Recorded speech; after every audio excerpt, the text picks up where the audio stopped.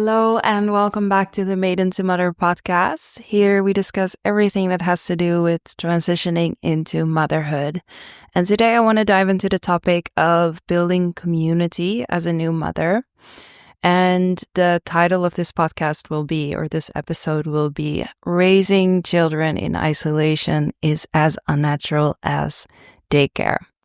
So I'll explain what I mean by this, but first I just want to say a big thank you to all of you who have listened to the previous episodes and the amazing, wonderful feedback I've gotten already, and for you who have shared the pod with friends. This means a lot, and I feel really encouraged to keep doing this, even though I'm not entirely sure yet what this will lead to. And yeah. I also feel like I'm kind of doing things in the wrong order because now I'm diving into a topic that is like post-birth. It would have made more logical sense to start with perhaps sharing about my pregnancy and my birth. But you know what? As I mentioned in the first episode, this podcast is meant to be an outlet for me and just an exploration of all the topics and the things in my brain, and I think many new mothers' brains. So I'm going to allow myself for it to be a little bit like in the wrong order and just speak about the topics that feel really alive for me in the moment. And right now, this topic of building community is very much alive. And yeah, I mentioned already in the first intro episode that my 2-year-old has just started on kindergarten. Actually, I don't really know what the difference is between daycare and kindergarten. I think the difference is that daycare kids can start earlier, and perhaps kindergarten is more like a educational thing versus daycare. I'm not sure, but if I say daycare, I will just say daycare from now on and mean everything. Here in Sweden, actually, they have recently changed the name to preschool. So, all the type of kind of like daycare for kids from 1 year old is called preschool officially. So my child has started preschool, and this was a really hard decision for me to make and for us to make as a family, for him to start and where he should start and when he should start, if he should start altogether, if we could find another solution. And I think I've heard many parents struggle with this like concept of preschool and daycare, and finding it hard to make a decision and to really know like what is actually best for my child and also what is best for our family. So to just share a little bit more about our personal situation and like why we started, why we enroll him, I will just take you back a little bit to first postpartum. And in Sweden, it is actually a very luxurious parental leave system. So I think combined parents can get up to 1.5 years of full paid parental leave. And okay, please, Swedes, if you're listening, correct me if I'm wrong, because I'll pause the pod and look it up. Yeah, so I just did a quick Google search, and Google tells me that the parental leave in Sweden is 480 days of paid leave. And this can be divided between both parents, and even recently they added grandparents, which is amazing in my opinion. And you can even extend this period by if you can find a way of taking less parental leave. So there's quite a lot of flexibility and possibility to stay at home with your child for a long time. And you will also see in Sweden lots of moms with babies on the street, like walking or in nature or at the library or in cafes, because we have this wonderful luxurious situation where we can take long parental leaves. And if you compare that with the Netherlands, where I'm from, I think they now recently increased the parental leave from 3 months to 4 months. And I think dads only get maybe 10 days or something. And so when I was a child and my mother, she was a single mom, I actually started daycare already at 3 months old, which if I think back, like that is completely normal in the Netherlands. But if I think back, I'm like, wow, that is insane. Though very understandable as a single mother, and I think most families, So just letting you know that I'm coming from a bit of a privileged place when it comes to both my partner's income and our parental leave in Sweden that is very luxurious. So I have been able to be at home with my child for a very long time while getting paid for it. And while this was wonderful, it was also really challenging. I found it really challenging. We were living on the countryside, quite far away from civilization, as I like to say. We were close to a city, but that city mainly contained were old people living there, or it wasn't like an alive energy as like now we're close to Malmö, which is a big city in the south of Sweden. And, I'm from Amsterdam, so it's nowhere close to that aliveness and possibility to meet different people. Though we did meet wonderful people, like I really want to emphasize that as well. Everywhere I think you go, there are always wonderful people available, or there's always, I do like to see the bright side of things, but also want to be compassionate towards myself and just the reality of Swedish countryside, that it is very individualistic, and it is a little bit harder than maybe other places to meet people and to get close to people and to build this community in a way that I like to. So I was at home for a long time, basically up to 2 years. I've been at home with my child. And while I think it's very positive that I could really be there for him full time, and we could work on our bonding and attachment and spend a lot of time outside, and he was my main priority. And I'm so grateful that I got all this time. At the same time, it was very challenging for me, because what it meant was on the days that my partner was working, my fiance was working, it would mean that largely I would spend the time alone with my child. And this was not only challenging because it was my first child. I had no idea about motherhood. I had no previous example of anyone near me becoming a mother and like closely seeing what that means. It was also and mainly hard because of the lack of community. I did not have my family around, nor my partner's family around. I did have some friends, but I get very little support that I felt like I needed, and no support, barely any support of hands-on support of someone taking my child, or someone doing the dishes, or someone doing laundry, or other things that if you're already a mom, you know what I'm talking about. And also I was breastfeeding, and mainly my child would just be on me, feeding or sleeping. And I'm noticing it feels challenging to think back of this time and to really step into that intense feeling of isolation that I would feel at times. Of course, with everything I say in this podcast, it's always, I really want you to know that it's very nuanced, and I'm never going to be able to, in one episode, sketch a full picture of why certain things were challenging or of my whole situation. I think I'm going off on a little side road now, but I think online, whether it's on podcast or YouTube or Instagram, you can get a picture of someone's life, but just know that it's always more nuanced. Like, there are so many more things to my story that I might go into, but I cannot mention all in this episode. But today just mainly sticking to the topic of community and the lack of community that I noticed. I felt so isolated, but also so much anger and so much rage. And it felt like it was my own pain, but it also felt like I was just so angry for all the women around me and all the new mothers in Western society that are supposed to just be there, that have all these expectations on them to be everything for their children.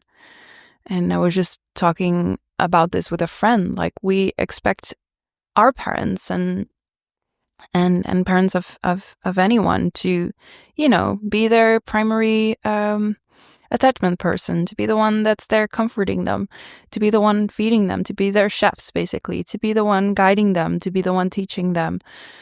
And this is so unnatural, and this is where I'm going to getting to the title. It is so unnatural for a mother and even, I think, two parents to be raising their children in isolation, and even to be raising their baby in isolation. For them to be everything to the baby, this is a very new concept, because for 99% of our human history, we would raise our children in community, with a village. There's a reason why there's a saying, it takes a village to raise a child.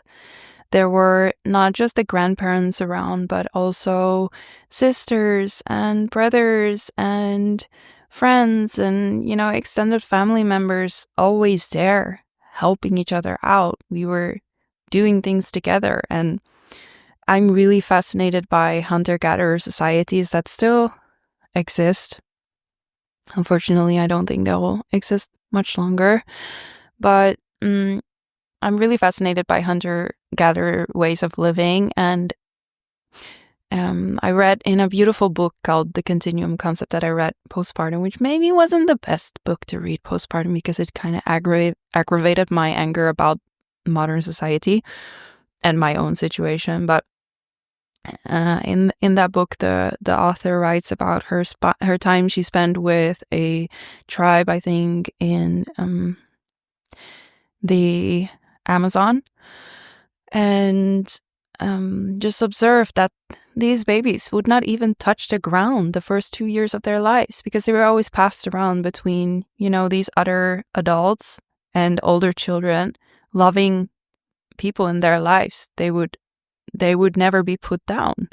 And also she observed that these babies were never or rarely crying. And they were just so relaxed, and she could see that they were well, that these babies grew up in a warm bath of loving family members and friends, and in a village, basically, and also close to nature. I think that's an important part as well. And while I tend to romanticize these hunter-gatherer ways of living, I know there's also a harsh reality probably to that way of living, but I do think we can learn a lot from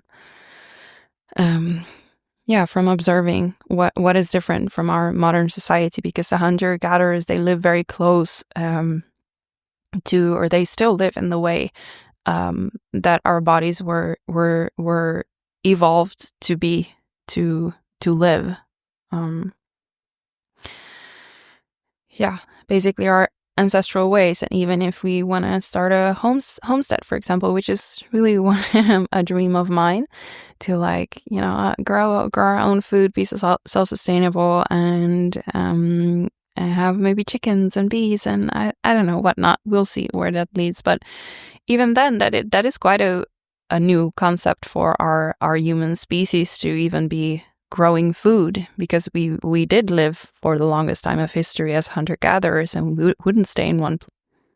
And if you compare that way of living to our modern way, and just to speak from my own experience, the average life of a family in Sweden raising their child or their children, there are just so many differences. And I think I put a lot of pressure on myself because of having read this book, and because of my holistic mindset, and just who I was in my maiden years.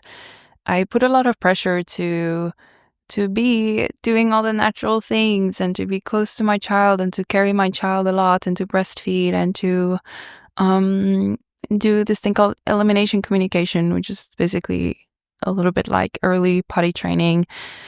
And to later, when he started eating solids, like feeding him all the right things and locally produced and organic and all these things that I wanted to do as natural as possible and as close to his physiological needs as possible. But I realized pretty soon that I could not do that. I could not anywhere close to how these hunter-gatherers raise their babies, raise my child. And that was all because of the lack of community. And so I really tried to gather people around me, and I think I came a long way actually, and met with some other new moms that were feeling similar feelings as me, and really were craving more sharing life together. And but yeah, and I pretty soon stumbled upon the problem of financial, as my amount that I was getting per month was starting to decrease, and as my child started to grow, and as his social needs started to grow as well, it became really an inner conflict of, okay, ideally the natural way would be keeping my child, the more natural way, more honoring of our natural beings, like wild creatures that I really believe that we are. Closer to that would be keeping my child at home, and perhaps homeschooling, and perhaps like one way, of course, is finding a way to live more communally. And while those things perhaps are still a dream of mine, I was very much struggling between those ideals and the reality of life in Sweden, which meant that most children start daycare from the age of 1-year-old. And because both parents need to work or want to work, that is also something, of course. Like, thank you for bearing with me of like me going on all these little side tangents. But another thing, of course, like my mother in the 60s, she's from the 60s. There was, of course, this big movement of women's rights, and my mom was part of the first generation that could have a high education and could follow her personal dreams and could actually create a career for herself. And so now, on top of everything, we also have this pressure of creating a career. We want to prove to society that we as women and as mothers can do a lot. And while I am so grateful for this, the possibilities that we have as women today, because of how our ancestors fought for that, how my motherline personally fought for that, I'm so grateful for what is available for me. But it also puts such a pressure on me of like, do I just want to be a mom? Just want to be a mom, as if there is such a thing. If you're just a mom, it means you're everything. You are everything. If you're a mom in today's society, you are everything. Yeah. So, where was I again? So in I think most Western countries, and especially in Sweden, most mothers also work and return to work. And in Sweden, maybe after a year or sometimes a little bit earlier, because the dad will actually be staying at home with babies. And sometimes a little bit later, they will return to work. And both because of the costs of modern living being high, as well as that we feel a pressure, I think, and a desire as mothers to have a life beyond the so-called traditional, way of living. We don't just want to be a housewife.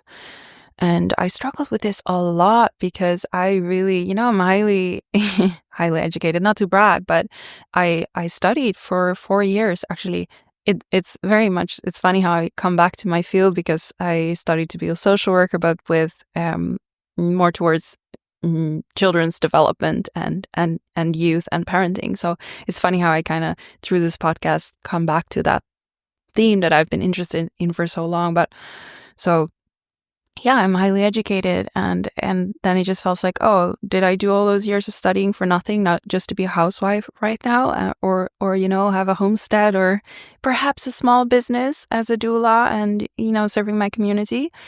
And also, who was I then as a mother? It was hard for me to not sometimes feel part of society, because I didn't have a job title I could rely on. I could just give it as a quick answer. What do you do? Well, yeah, I'm a mother. That felt not enough because of my conditioning from before.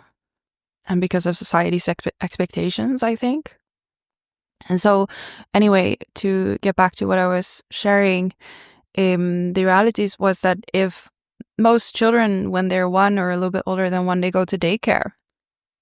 And so me being at home still with my 2-year-old or almost 2-year-old meant that it was so hard for me to find other children that my child could hang out with, because those children that go to daycare, they get their social needs met on daycare. And I feel like parents also, they get their social needs met at their jobs, and perhaps through daycare as well. But then there I was, not interacting with daycare, not having a job within the system. So felt like I wasn't really part of society. And recently, I actually discovered that Sweden is a country where most kids are enrolled in daycare or in preschool, as we call it here. The highest percentage in the world. So I'm like, oh, okay, that makes a lot of sense why it was so hard for me to find other moms that my child could spend, or like other children and other families that we could all spend time with and get our social needs met and get our need for community basically met. And yeah. So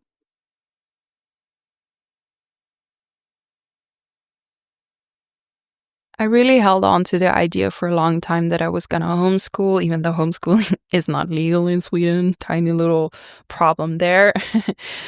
But I would at least keep him home for as long as possible. I was slowly, along with other things that started to crumble other thought patterns that started to crumble as a new mother. Was that I slowly started opening up to the idea of having him at daycare for, maybe part-time. And so we actually visited many daycares, even where we lived before. Also, mainly, I think, because I just noticed that my child is so social and so confident. He just thrived whenever I would take him. Like, I took him often to library meetings or open daycares, something here they do where kids and parents gather and hang out with each other and whatnot. But I would just see that he really thrived whenever we were around other people. So mainly because of his needs and then also because of my needs, we started opening up and looking at daycares. And even before we moved, so when we were still living on the countryside, we visited a few daycares, but were honestly very disappointed with what we saw. And then I also read a book called Being There. I think it's called Being There, The Importance of or Why Prioritizing Motherhood in the First 3 Years Matter, by Erica Commissar. And she shares a lot about why daycare in the first 3 years is really damaging and why we should be there as moms, particularly for our children in the first 3 years. And so I've had a lot of back and forths between wanting to do what's best for my child and wanting to build a good attachment before exposing him to potentially overstimulating scenario and a less personal environment. And between that and also just my need for my sanity to have more time to figure out what I want to do, to basically feel like I could get my life back together and get my social needs met in other ways through perhaps studying again or looking for work again like I'm doing now. And after many back and forths and visiting different preschools, we decided to have him start here in a nearby preschool. And honestly, the first experience we had when he started to do the what's that called? Yeah, and in schooling, I don't know, and in schooling it's called in Swedish. When you start, luckily in Sweden they have this slow process where you, as a parent, you get to be there first for a little while and hang out with your child so the child gets comfortable in the new environment, and then slowly, perhaps after a day or two, you go away for a while and then come back, and you slowly build up the time that they are there alone. But at the first place that we tried out, that we initially got a really good feeling, because there was one pedagogue that I really liked, and there was another it was really small and it looked so cute and tiny. And so we decided to have him stay there. But then we actually, there was another teacher there that we hadn't seen during the visit. And she was just not anyone I want close to my child, nor actually anyone else's child, because she was pretty rough and would sometimes raise her voice at children. And like, I felt intimidated by her, let alone like what those poor 1, 2, 3-year-old, 1-year-old, 2-year-old, 3-year-olds that were there. She was not using relationship. She wasn't prioritizing building relationships with the children to have them cooperate. She was using her authority as an adult to control the children. So we immediately had him switched to another preschool that we also visited before and that we thought was really nice. And there we've had a good experience so far. He's been there now for like 5 weeks or so, 5-6 weeks. And I still honestly to this day struggle a little bit between the feeling of control that I have over my life again now that I have those few hours to myself when he goes, and between guilt for not spending more time with my child, especially because I am studying part-time and looking for work, but also I'm sometimes at home when he is at preschool, so then sometimes guilt kicks in of like, isn't it better for him to be here? But in general, I really noticed that my child loves to be there, and I really actually start seeing the preschool as an extension of our community. It's definitely part of our community. I feel like the people there care about my child, and my child wants to be there. Whenever I pick him up, he usually doesn't want to leave. And so I think a lot of my black and white thinking around daycare is bad and your child should be at home because of the attachment, it's all more nuanced. Deciding for your child if it's best to have him start at preschool and to what extent he or she should start in preschool, it all depends on the child's personality, on your personal situation as a family, your finances, like the amount of time you have, the amount of support you have, your mental health, as well as the quality of the preschool. We were very picky and decided to spend a lot of time exploring many different options because we wanted, of course, what was best for our child. And even when we noticed that it was less than ideal at the first one, we decided to, we had also the privilege and the time to have him start at another place. And this place, I think, is really wonderful. It's very spacious to begin with. The group isn't so big. And they also have this noise canceling built into the building, so it's not as noisy as most preschools are. They are outside a lot. They even take naps outside. And my child now goes 20 hours, which means he goes Monday to Thursday from 9 till 2. And he usually sleeps from like 12:15 until maybe 1:45. So big part of that time he is sleeping. So basically he's spending 4 mornings per week there, and then we pick him up after his nap, or I pick him up after his nap. And I'm so happy about our decision and that I stopped thinking so rigidly and thinking in ways that was very much from my maiden years very much. I was definitely very involved in New Age spirituality and thinking in terms of everything in the system is bad and you should be self-employed and like free birth and all the things should be as little interaction with the system as possible. And while I still am very critical towards the system, and I am definitely critical towards certain things also that are happening at our son's preschool, it isn't all ideal. But in general, I think community over ideals. Community is maybe the most important aspect, and I learned this while I was studying, but somehow forgotten about it.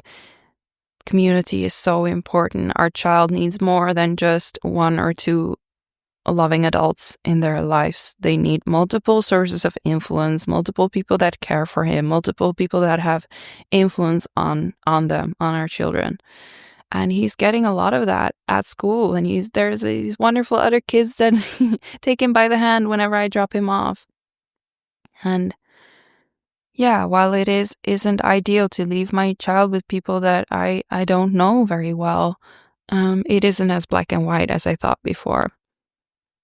And I think it would be nice in another episode to dive into the topic of attachment and like how I try to ensure that, there's certain things and rituals I do to, certain habits that we have and routines that we have so that I like reconnect with my child when I pick him up, and so that I make sure that we, me and my partner still are his main attachment people.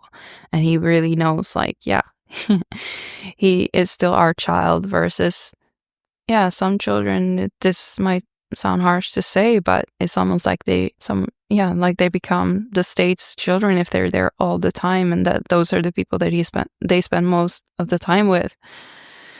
And again, no judgment there, because some people really need to, from multiple angles, whether it's mental health or financial situation or lack of support. Some children, some families simply don't have a choice. And then I think we should just be really, really grateful that there's these people taking care of our children and working really hard and, changing all the diapers and giving them food and usually keeping their calm and making sure that they learn something along the way as well. I think we should be really, really grateful that that care is available to us in a society that is so individualistic, where we often have lost our village. Then daycare can be a part of our modern new way of building the village. And one thing I can already say about this attachment, also, I think it's really important that I get to know the people that my son spends his time with. So I usually am not rushed when I leave him. I take my time to drop him off. I take my time to pick him up. I take my time to get to know the people, the teachers or pedagogues there.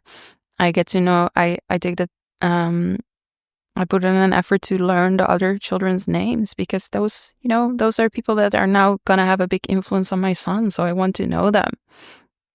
And I would love to maybe have a role in organizing parents meetups or something like that. So it doesn't just become so sterile. Okay, now I'll leave my child and I go to work, but that it can blend into each other a little bit more, so our children can see that daycare actually is a part of their community, and that it isn't so separate, that it is kind of like their village, if that makes sense.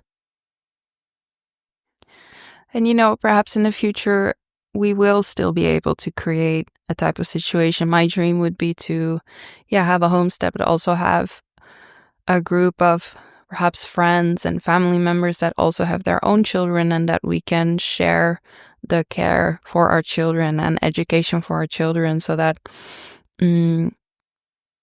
our children learn from not just us, and they have this rich social life and these really people, this tight-knit, everyone knows each other on a deep level, and where values are largely the same, but not either, it shouldn't become cultish. It should be also outside influence. But I really hope at some point we can create something like that. But if we can't, and our child will start regular school, then I think we have to just make the best of it and put in an effort to find a good school that aligns with our values. Like for us, that is that they emphasize the importance of relationships and attachment, as well as nature, time outside, physical movement, that they honor our child's biology. And that we put in an effort to not make it so rigid, like now he is at school and now we're home and these are the people at school and these are the people at home, that it becomes a little bit more fluid, a little bit more natural, that we interact with the people at school, that maybe they even come to our house at some point. I'm so happy that I became less rigid in my way of thinking, I think in the end, every mother is something I also learned, but was like at the time when I was studying, maybe I was 19, they said like every parent does their absolute best. And I was like, how can that be? How can that be true? But now I can really say I understand every parent does their absolute best. We all do what we think is best and what we're capable of for our children. Yeah. And whether you choose to have your child at home and homeschool, and whether you are actually more have a situation where a family is more involved, or you don't, and your child is in daycare, I think it's just nice to reflect about this. Like, who is my community? Who is part of my community? Who is part, or who are part of my child's community, and what are the values, and how do these other people influence my child? I think those are just important things to reflect on. And yeah, I just wanted to share lastly some of the ways that I am still very much creating my community and some things that have helped me. One thing is that I did the doula course, and through that I met a bunch of wonderful mothers that were so like-minded as me. They were all like breastfeeding and carrying their child on them in like a sling or baby carriers, and they were and some of them had home birthed, and very holistically minded women. And I just felt so at home immediately when I saw these moms. I was like, oh, this is what I've been missing when I was living in the countryside with my baby. So I was like holding on to them. That's really what I also want to share with you. Like, if you're a new mom, please hold on to the people you meet that are like-minded, because sometimes it can be very rare to get by. And so then I took the initiative to host a doula circle. So we are still meeting once a month, and just getting to know each other better, helping each other out with becoming a doula, as well as some bring their babies, and I really see that as an important part of community building. Another thing I do to enrich my community or build community is that my partner, my fiance, is so good at cooking food, and he loves to cook for other people. So we've definitely shared many meals with other families and neighbors and friends and family members. And that I think is a wonderful way to build community and to show that you care and that you want to invest in relationships, and have it be a little less rigid. Like, maybe your house doesn't need to be perfectly clean from ceiling to floor. Maybe it doesn't need to be a 3-course meal. Maybe you can just invite someone over for a coffee. It doesn't have to be fancy. I think my experience has been that most mothers are just relieved to see another mom who is just simply trying, doesn't have it all together. Can we just give each other permission to be a little bit messy and not have it all together, versus having this expectation, in order to invite someone, I need to have the perfect house. I need to have it all clean. I need to have a perfect meal together. Like, no, like, can we just invite people into our lives and go a bit against the norms and just share our life more with each other?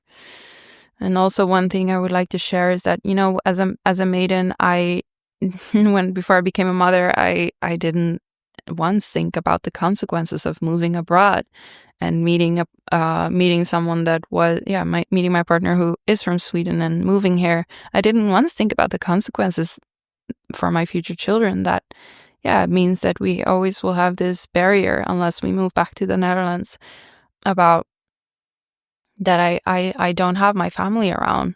And luckily my mom, as we were speaking, as I'm recording this, she will come over for a visit in 2 days, which I'm looking forward to, because I think it's so important for my child to meet his grandma. But I didn't once think about the consequences of living in another country. But that being said, so we recently moved back to closer to my fiance's family, and that's been so wonderful to see my child and to see this other loving adults that just, they're almost like fighting over who can watch my child, which also meant that my partner and I could go on a date night for the first time in 2 years. It's just insane that it took us so long, because we didn't have a nanny. We didn't have the financial means to hire a nanny, and we didn't have any family members close enough to go on a date like that. So yeah, grateful for how our community is coming together now, both in the form of family and friends, and through the doula course, and through inviting people over, and just being a little bit brave in that, and through daycare. Definitely, that's what I've been talking about this whole time. Yeah, I just wanted to mention that this sentence, raising a child in isolation is as unnatural as daycare, actually is inspired by my Swedish teacher, who also has a almost 2-year-old, I believe. And we were talking about these topics, and this was actually a sentence that he said in Swedish. So just wanted to mention that because I think it's so important to give credit where it is due. When he said this, I was like, thank you for putting the exact right words to my inner struggle for the last month. So just wanted to give credits there. I really hope that if you are either pregnant or you're already a new mom, that is in some way helped you make a decision around what's best for your child and your family and your situation. And if so, please send me a message on either on my email that's provided down below, or on my Substack, which there is also a link to. And yeah, I'm looking forward to share with you more in the next episode.